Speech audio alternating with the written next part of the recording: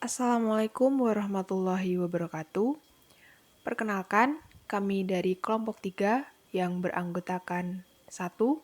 Fajriatin Khonita Atila, 2. Vira Dwi Alfionita, 3. Imam Wahyu Hardiansyah, dan yang terakhir adalah Rodi Mustafa Ansori.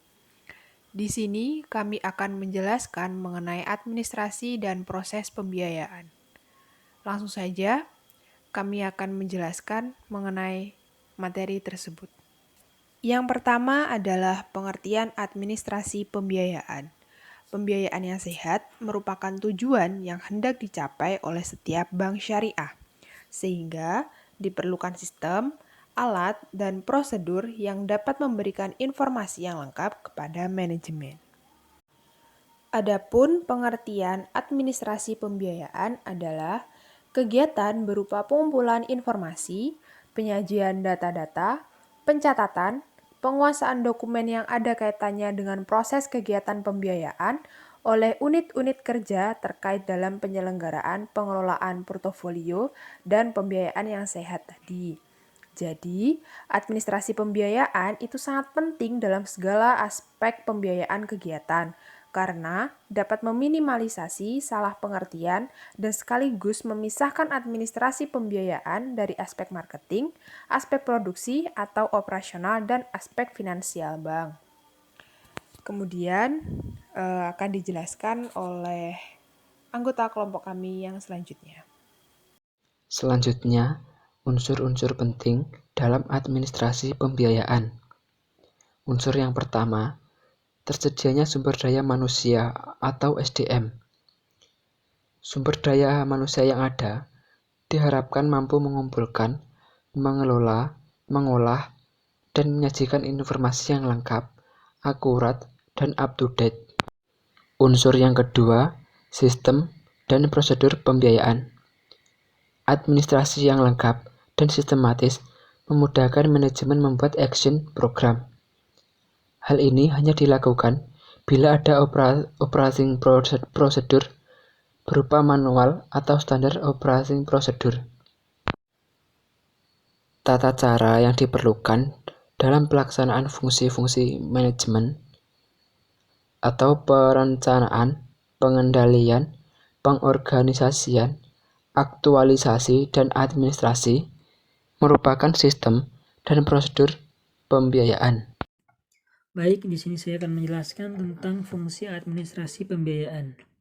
Yang pertama, fungsi administrasi pembiayaan adalah sebagai sumber dari informasi, dan yang kedua sebagai alat komunikasi dengan nasabah. Yang ketiga sebagai instrumen pengawasan pembiayaan. Yang keempat sebagai sumber materi pembuat laporan. Yang kelima sebagai alat untuk penentuan kualitas pembiayaan. Dan yang terakhir yang keenam adalah sebagai alat bukti dan antisipasi bila ada sengketa. Selanjutnya tentang ruang lingkup administrasi pembiayaan. Yang pertama adalah proses kegiatan pembiayaan atau perencanaan pembiayaan. Proses kegiatan pembiayaan adalah suatu manajemen dengan suatu program yang terencana mengenai pembiayaan dan pengelolaan pembiayaan. Selanjutnya yang kedua yaitu analisis pembiayaan adalah menentukan atau mengantisipasi adanya kemauan dan kemampuan debitur untuk mengembalikan pembiayaan.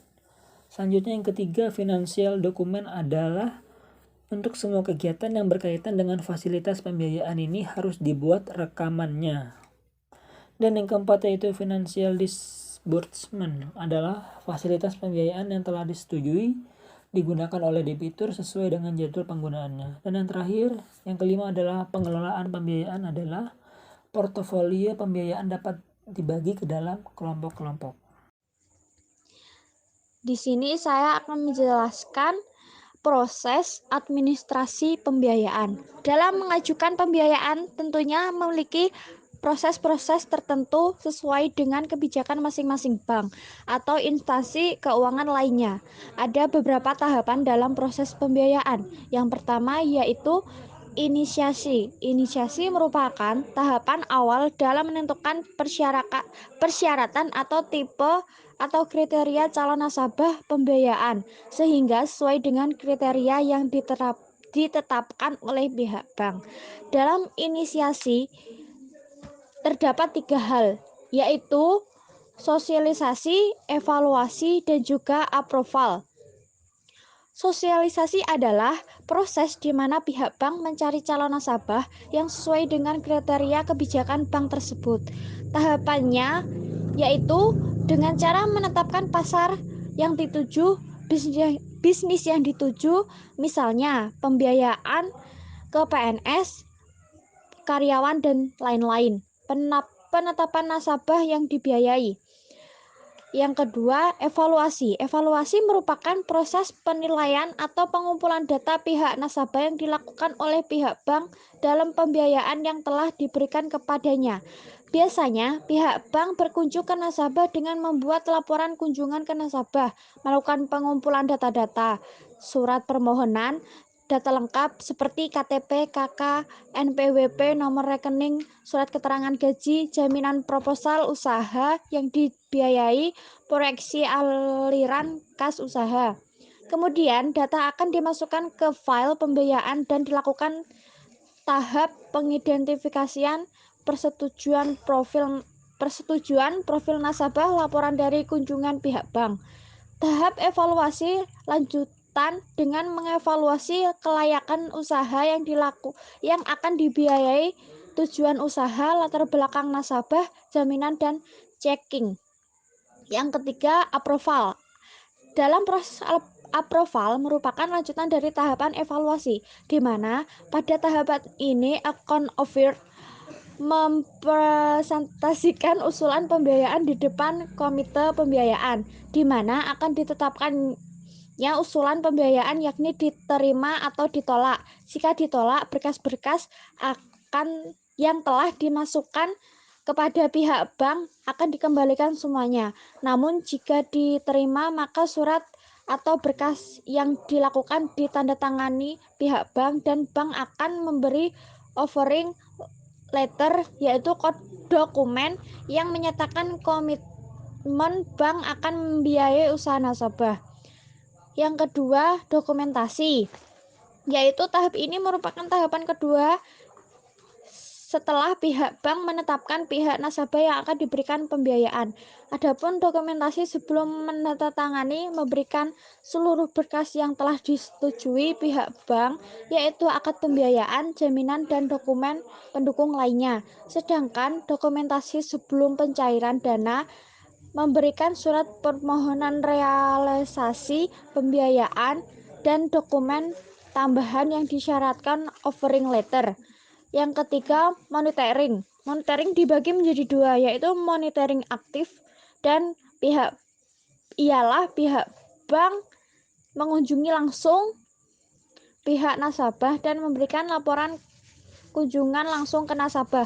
Sedangkan monitoring pasif yaitu melihat pembiayaan yang dilakukan nasabah kepada pihak.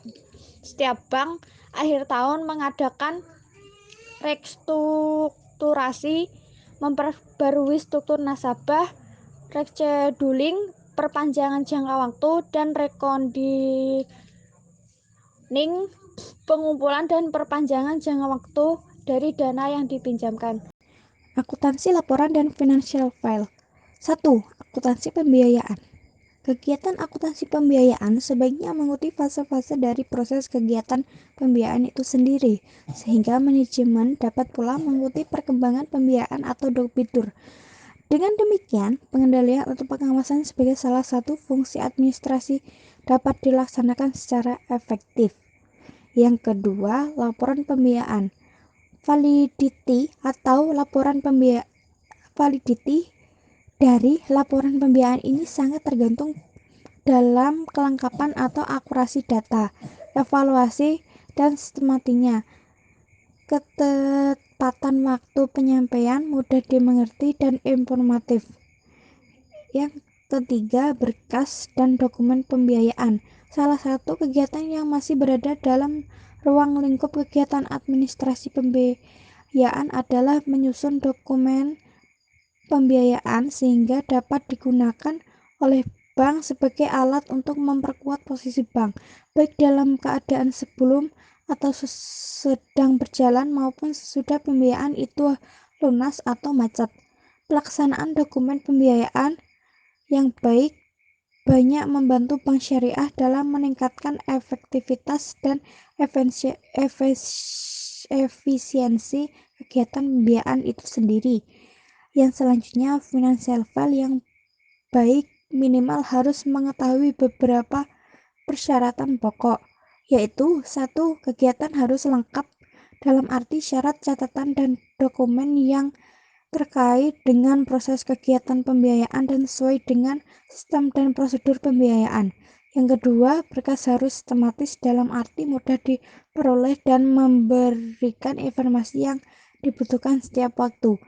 Yang ketiga, berkas itu akurat dan up to date.